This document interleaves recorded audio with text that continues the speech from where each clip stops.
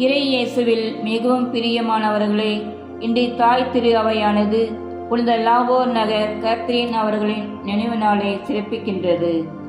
இவர் இயேசுவை குறித்தும் மரியாவை குறித்தும் காட்சிகள் கண்டார். ஒரு காட்சியில் மரியா இவருக்கு உத்திரியம் தந்தார்.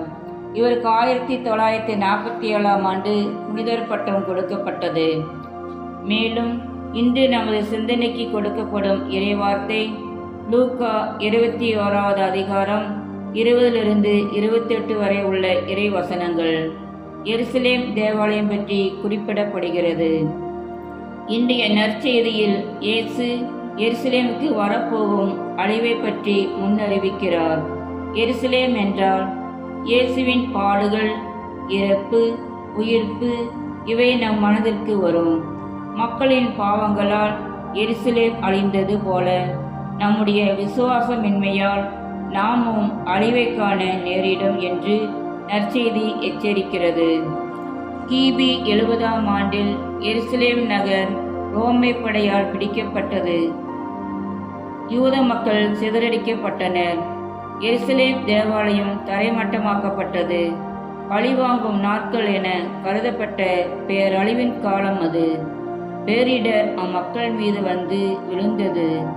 எருசலேம் மிதிக்கப்படும் என்று இயேசு குறிப்பிட்டது நிறைவேறியது.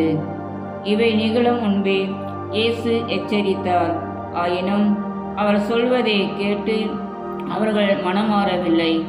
சில ஆண்டுகளில் எருசலேம் பேரழிவை சந்தித்தது. இயேசுவின் போதனைகளை கேட்டு பாவ வாழ்க்கையை விட்டு மனம் திரும்பி வாழ நாம் தயாரா? பேரழிவுக்கும் பேராபத்திற்கும் சில காரணங்கள் உண்டு.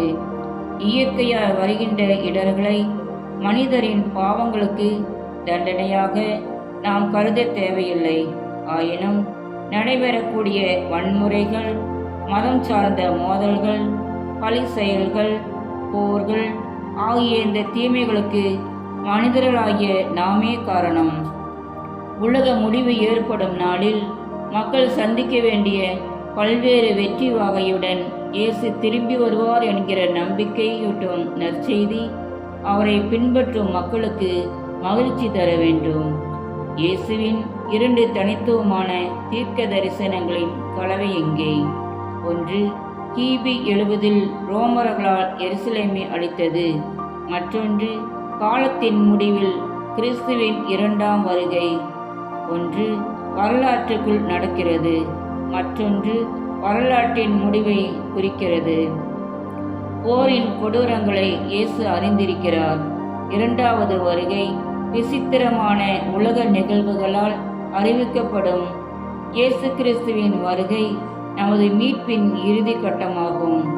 உண்மையான கிறிஸ்துவர் கடவுளின் வருகையை அவருடைய முழு சக்தியுடனும் மகிமையுடனும் இந்த உலகத்திற்கு வரவேற்பார்.